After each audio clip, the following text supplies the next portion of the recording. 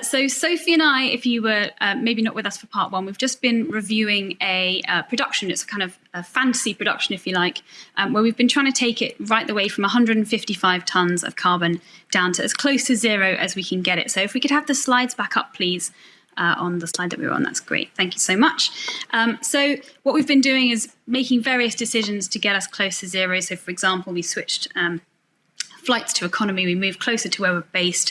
We've been doing a number of different things. So we were just talking before we left about the accommodation that we had in, and we've just removed that altogether. We've gone to a completely remote shoot. So we've got no yellow in our pie chart at all at the bottom there.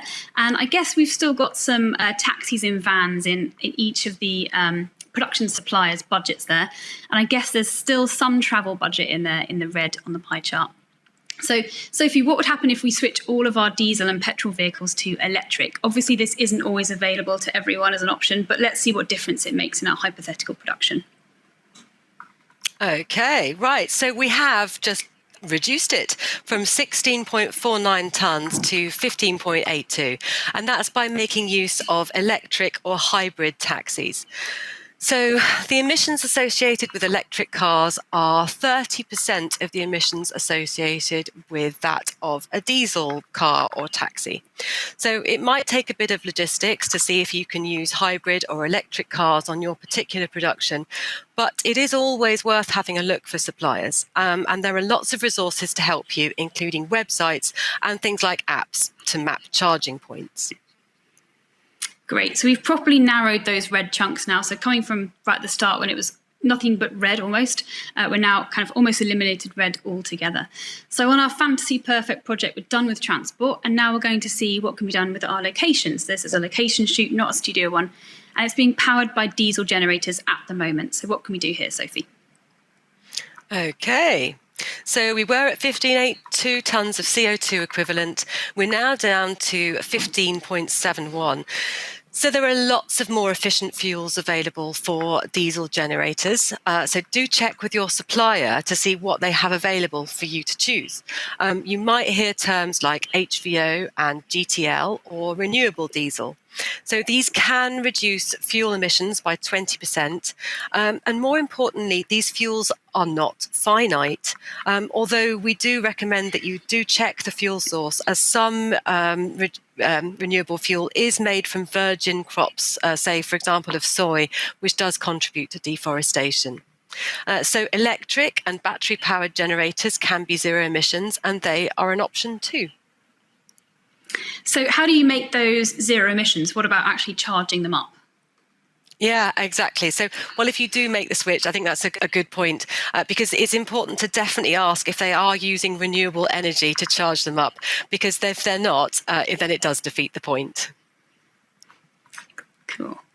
Okay, so now we're going to look at some of the smaller parts, so less chunky, but all part of getting down to zero. So what's next, Sophie? Okay, here's one. We've gone paperless. We're now at 15.7 tonnes from 15.71. Easy change to make. So just a reminder that paper does have a relatively small carbon impact here in the tool, but we know that creating each piece of paper uses 10 litres of water. There are a lot of ways to reduce this, including using paperless accounting software, for example. Okay, so we've got a big one up next. What about the food we eat? At the moment, we've got 50 people on set for 5 days eating meat for breakfast, lunch, and dinner. What happens if they all go vegan? What does that do? Okay. Brilliant. Well, I think this is a really fun one. It's massive. So we've gone from 15.7 tonnes to 8.68. And that's a really sizable chunk, yeah. We've almost halved the carbon emissions of what's left with this one really easy change. And we can see the bar charts really altering now as we make each adjustment. That large dark blue chunk in the materials section has just gone right down. So the UN recommends reducing meat consumption by 20%, and therefore you could introduce a meat-free Monday or something similar. But we chose to go really bold here, and we switched 100% of our meals on this production to vegan, as we've said, and we've reduced the emissions associated by around 5 kilograms per meal. So for context, making this change saves the same amount needed to feed your pet dog for 10 years. Although we do recommend that you follow a vet's advice on their diet. It's just a good way of comparing and kind of visualizing what we're talking about here. That's great. That's such an easy thing to do and such a big difference. So that one is such an easy win. Okay, so there's still a lot in the blue materials section. What are we doing with costumes on this job? I presume we're buying everything at the moment. So what if this is a job where we could hire everything instead? Okay, so here we are. We've gone down to 6.46 tonnes, and that's by sourcing clothing made from 100% recycled fabric. So in reality, this is actually really super hard to find currently due to the suppliers and the supply chain, but also it's about demand as well. But anyway, depending on your script, at the moment, it could be simpler to hire costumes or to buy them secondhand. Just a bit of background on this one as well. There is an increasing awareness that in the fast fashion supply chain, a lot of it doesn't actually get resold when it's returned. It goes into landfill. So when getting lots of options for a fitting, it might be creating more waste. And buying consciously really does make a big difference. So essentially, reusing materials in costumes is great. And so is reusing whole items. So do make sure that you hire props and costumes wherever you can. Thanks, Sophie. So that dark blue chunk has really gone down now. So one thing to remember, though, even with hiring, you might still have transport costs for delivery and collection. So even if you don't need to record your sort of virgin materials in the tool, you'll still record the mileage for the transport. So that's why you might have a little bit of transport in that footprint still. Okay, so anything we've not hired, we need to dispose of in some way. We can send it to landfill or recycle it or donate it for others to use again, which is carbon neutral for your production. So what are we doing on this one, Sophie? Okay, so originally we had everything going to landfill, and for our updated perfect production, we've now donated the costumes. We've had our food waste collected for composting, which is possible, and we have recycled the timber for the set build. So that's brought us down to 6.3093 tonnes, and you can see the green disposal chunk is barely even visible now in the calculator pie chart. It's just a very tiny slither and right on the end of the service company's bar, because that's the company who's taking care of the waste. That's amazing. Okay, so we're getting quite close to the end now. We've done our shoot. We've disposed of everything that couldn't be hired in the best way possible. And we move into post-production. So it seems like a good time to properly talk about energy for our spaces. If we choose 100% renewable energy suppliers, then we can eliminate that piece of carbon usage. So what happens if we switch to 100% renewable energy for all of our spaces, or we choose suppliers who are running on that tariff? Okay, so our accommodation is already gone. We've removed that earlier. And what's left is our non-filming spaces, like our production offices and any workshop spaces, and also the post-production spaces for all of that VFX that we know that we'll be doing, and also audio as well. So by switching to 100% renewable energy for our office and our post-production spaces, we have cut the overall footprint from of what's left to from 6.3 down to 2.19 tonnes. And that is another enormous chunk eliminated. This is so good. Okay, and of course the same principle applies if we're using a studio on 100% renewable energy. You can click the certified green energy option in the tool when you enter the studio info in order to indicate that. And that removes the emissions associated with that filming space. Whilst we are here, it would be good for us to mention Creative Energy. This is a scheme available to those who are based in the UK. So when Albert were analysing the footprints that have been put into the tool, after air travel, it became very apparent that powering spaces with fossil fuels was generating the sort of next biggest chunk of emissions on their average footprints. So Albert set up the Creative Energy Scheme. So this is a group energy buying basket open to any company in the creative industries, so from film, TV, advertising, from production companies to post houses, camera hire to film catering. The energy is currently provided by Good Energy, and they have been the supplier since the scheme started a few years ago. So that's really worth taking advantage of if you're in the UK and looking to make that switch. They basically wait until it's your time to switch, and then they will put you onto the tariff with everyone else, and they'll get the sort of best deal they can. So, okay, so we're pretty near the end. But just for a minute, as we're trying to create the sort of perfect production here, let's just go back to our biodiesel journey, which is responsible for the big orange chunk that we can see there from the service company. So can we eliminate that from our project footprint? Let's say we reduce our power needs first so that we don't need such a big Jenny, so we can switch to LED lighting and maybe choose setups that don't require so many lights at all, use natural light, for example, or battery-powered items, and then go for a generator that's electric that we can charge from 100% renewable energy. What does that do, Sophie? Does that get rid of it? Well, okay, let's see. Ooh. So we can make that switch, and it has taken us to 0.56 tons of CO2, which is almost zero. There we go. We did it. That is it. Now, we have obviously got some footprint left there, and all that's left in the footprint is the vegan catering in the blue materials section. It's the composting and the recycling in the green disposal section, although it's so tiny, it's very minimal. The travel budget for the hybrid and the electric cars is there in red. That's there to drive our hired equipment around. And there are some home office emissions in light blue. Now, those are calculated using a UK energy factor because this is where the production is based. And it does include some gas, which helps power most homes in the UK. But if your production was based elsewhere, it would use local factors for things like working from home or whatever it is that comes up in your footprint. And it would include whatever options are available for you in that particular country. So by taking all the actions that Joe and I have been through this morning in this perfect production scenario, we have reduced from the very beginning, where we had 154 tonnes of CO2e, right down to where we are now. And that is the same as powering an average house in the UK for 48 years. And this is crazy. One production. It is crazy because it's just one production that we're talking about. It's not a year, and it's not the whole industry. So, I think we're just showing you how powerful these changes can be. Yeah, and also how powerful knowing these things in advance before you get started can be, because if you have this information, you can then start to make these decisions. So it's so important, and the tool's there for everyone to use, so please do register to use it, and we'll get you set up as quickly as we can. Okay, so now that we've reduced so much, we don't need to offset as much either, and as we said, it really should be the last thing you do, the last resort, rather than the sort of a sticking plaster on the whole thing and sort of carrying on business as usual. So as we have reduced down so much, our offset costs have gone down as well. So we've gone down from £1,397.95 to £5.12.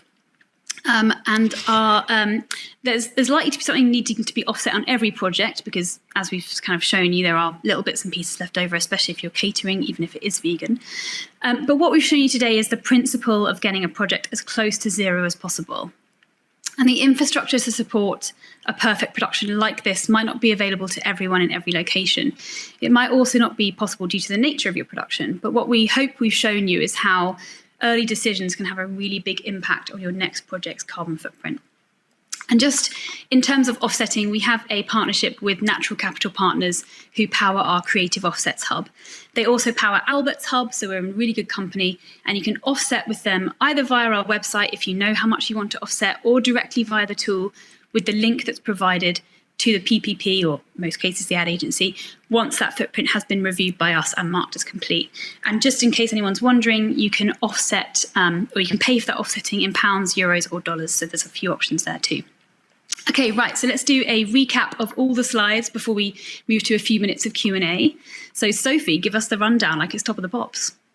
Brilliant. Okay, let's see if this works. So we started here at 155 tonnes. Now, we changed from flights from business to economy. We switched from South Africa to Barcelona. Then we only sent 2 people rather than a whole team of 14. We changed our hotels from luxury to economy. We switched from planes to trains. We used local crew, and we decided to shoot remotely. Then we used electric and hybrid cars. We switched our generator to renewable fuel. We went paperless. We asked all of the cast and the crew to go vegan during the shoot. We sourced recycled clothing. We hired everything that we could, and we donated or recycled everything that we couldn't. We composted our waste, and we switched to 100% renewable energy in our office and our post-production spaces. And then on set, and we hired an electric generator. And that got us all the way down to 0.56 tonnes of CO2 equivalent on our mission to near zero. Lovely, thanks. So yeah, I think I hope that was fun. I hope that's interesting for people, and I hope that gives an illustration. I mean, that's obviously what we're here to do today. I think we said right at the beginning, but you might have missed it, that we've got lots of demonstrations and webinars and how-to videos on our website. So if you want to find out more about the tool itself and kind of you want to see inside it, then please do visit our website and watch the videos there.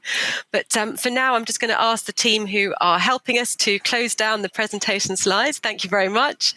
And we've got a few minutes for a Q&A. Thanks, Sophie. And I guess before we just start that Q&A, I'm just going to give you a few kind of calls to action as well, if I may. So if you are a brand, an ad agency, a production consultancy, a production company, or a service production company, and you're watching this and thinking, oh, this tool looks kind of cool, I want to investigate that, or I want to record my next project, go and register now. You can do that via the website. So we are AdGreen.org. You can also come and visit our booth, which our colleague Kat is manning, and she is there to answer any questions you may have. And we would also encourage you to come to our training. So we run 3 to 4 sessions a week, and you can access those via the website as well, and download that resources guide so that you have these sorts of ideas at your fingertips when you need them for your next project. So if there are any questions, we've got a few minutes to answer those. If we can have those, please. Fingers crossed there are some. Brilliant. So I can see them here on our screen, actually. And I think Fantastic. That maybe we can answer them this way. So how might AdGreen work for freelancers who are wanting to get involved, Jo? So for freelancers, we recommend that you are attached to the production company you're working for at that time. So the way the tool works is every person needs to be attached to a company, but you only see what you're kind of individually assigned to. If you're an admin for a particular company, you get to see everything that you've either set up, the company set up, or the company has been assigned to, depending on your role. And if you are an individual, you just see what you're sort of brought onto or assigned to. So if you're a freelancer, I would ask the company you're working for to set up in the tool if they're not already, and then to add you as a user and set you up there. Brilliant. Okay, thank you. I can see the questions are moving around here a little bit, but there's one that's just kind of popped up for me. So this is Elizabeth saying she missed the part where I explained about how changing from economy flights can reduce carbon emissions because surely the flights are on the same plane. I think that's a really good question because you're right, you've still got people travelling, but essentially it's about space.